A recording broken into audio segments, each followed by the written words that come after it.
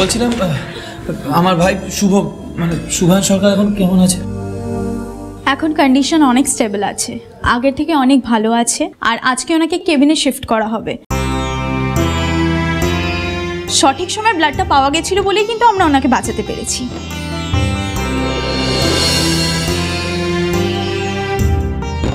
গায়ে হাত পায়ে ওনার অনেক চোট লেগেছে, সেটা সারতে একটু সময় লাগবে। আর বাঁ হাতে একটা হেয়ার লাইন ফ্র্যাকচার হয়েছে। আপনার ভাই কিন্তু খুব জোর বেঁচে গেছে। মাথায় যদি আর একটু বেশি আঘাত লাগতো তাহলে কিন্তু খুব ডেঞ্জারাস কন্ডিশন হয়ে যেত।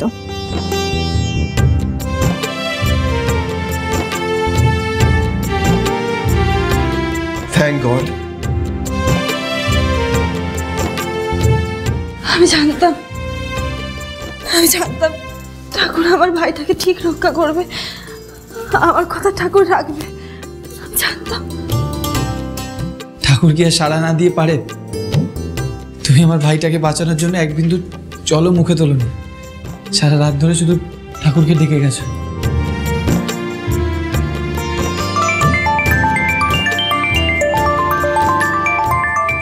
রিয়া। হ্যাঁ রিয়া। হ্যালো বদিদা, শুভ কেমন আছে? ঠিক আছে তো? ওর জ্ঞান ফিরেছে? হ্যাঁ রে, এখন শুভ ঠিক আছে। তুই আর চিন্তা করিস না রিয়া। মাকে জানিয়ে দিস যে ডক্টর বলেছে শুভর কোনো বিপদ নেই, আর একটু ব্লাড লেগেছে আর বাঁ হাতে হেয়ার লাইন ফ্র্যাকচার হয়েছে। আচ্ছা, আমি ওর জন্য বাড়ি থেকে খাবার বানিয়ে নিয়ে যাচ্ছি। তোমরা তাহলে বাড়িতে এসে বিশ্রাম নিতে পারবে। আমি তাড়াতাড়ি আসছি। ঠিক আছে, আয়।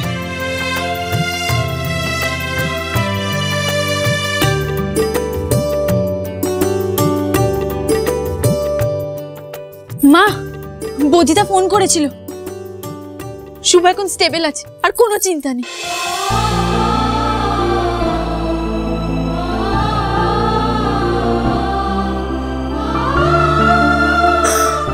তুমি আমার শুভকে রক্ষা করেছো ঠাকুর, আমার শুভকে তুমি রক্ষা করেছো।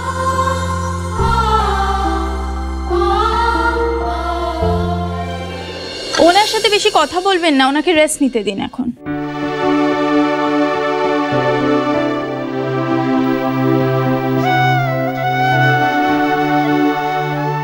শুভ,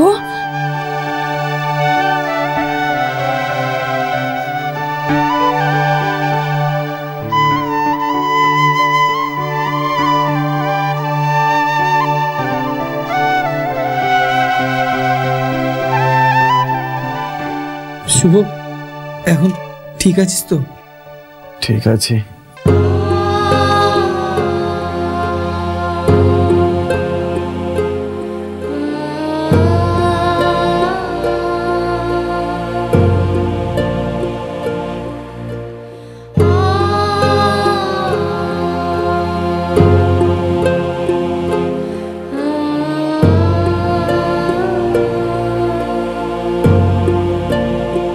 আমি একবার শুভকে দেখে আসি।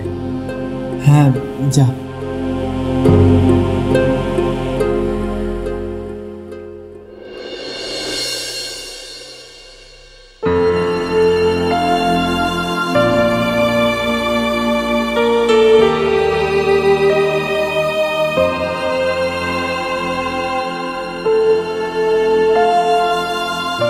শুভ,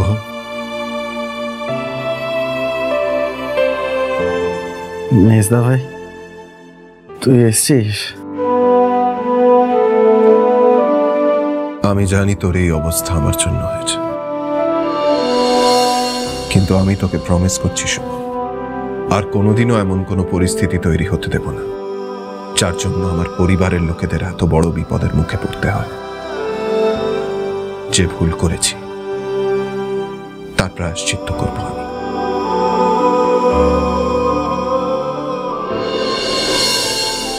এবার জলটা খাও। তুমি তো প্রতিজ্ঞা করেছিলে যে শুভর জ্ঞান না ফেরা অবধি তুমি জল খাবে না। তুমি শুভকে দেখলে কথাও বললে,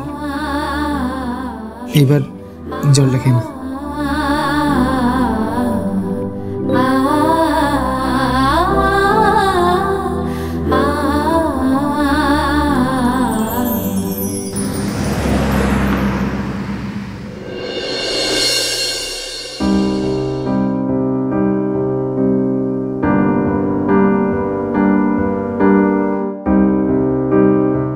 শুভ,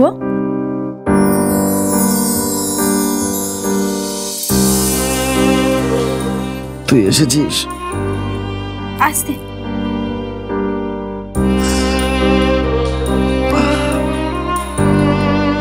আমি তোর জন্য একটু বাড়ি থেকে স্যুপ বানিয়ে এনেছি, খেয়ে নে।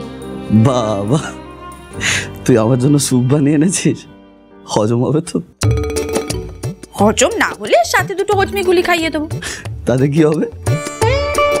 তুই যে আমার এত সেবা করছিস, কঠিন ব্যাপার কিন্তু। আমি কিছু বলিনি, ভাগ্যশ্রীদি বললো তাই আর কি। আরে কি হলো? রি আমাকে কবে ছাড়বে বলতো? তোরা তো তারা কিসের বলতো? সুস্থ হয়ে গেলে ঠিক ছেড়ে দেবো। তুই আবার শুরু করলি? এখানেও ঝগড়া করবি আমার সাথে?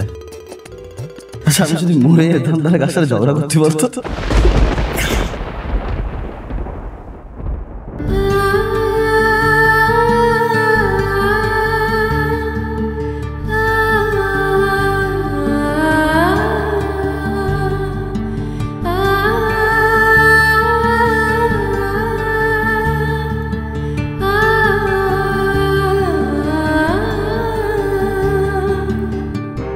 কি হলো?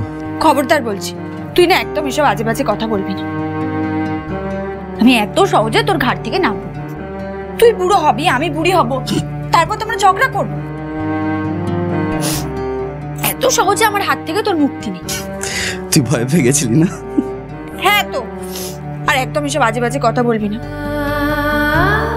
আমি কিন্তু মাকে না হলে নালিশ করে দেবো, তখন দেখবি মা কেমন বকবে। নে এবার স্যুপটা খেয়ে নে তো।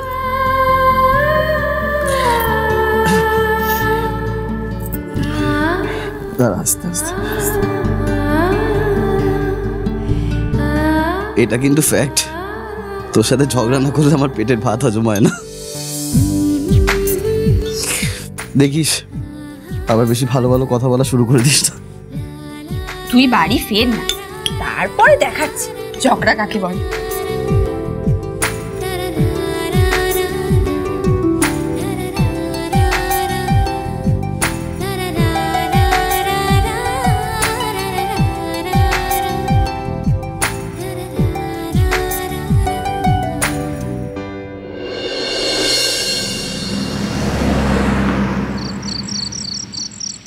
মা, মা,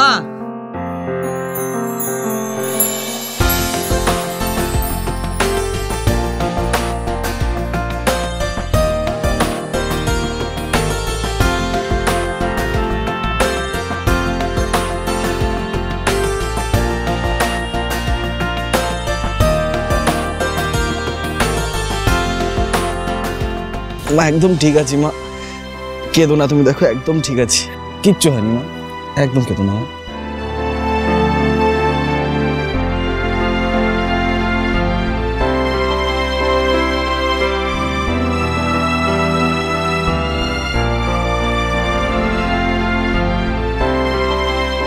তোকে কতবার বলেছি শুভ, মাথা গরম করিস না, করিস না মাথা গরম এত। মা বৌদিদির মাথায় পাথর ছুঁড়ে মেরেছিল, রক্ত বেরোছিল, কি করে মাথা ঠান্ডা রাখবো বলো তো? তোর মতো একটা ভাই পেয়েছি শুভ, এটা আমার সৌভাগ্য রে।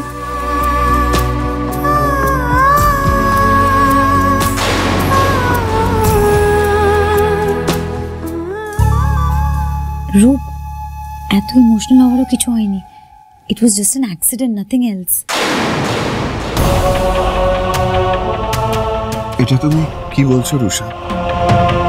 বৌদিদির চোট লাগলো আমাকে বাঁচাতে গিয়ে, শুভ প্রায় মরতে গিয়েছিল বৌদিদিকে বাঁচাতে গিয়ে, প্রত্যেকটা মানুষ আহত হয়েছে, সেটা দেখেও তুমি একথা কি করে বলছো?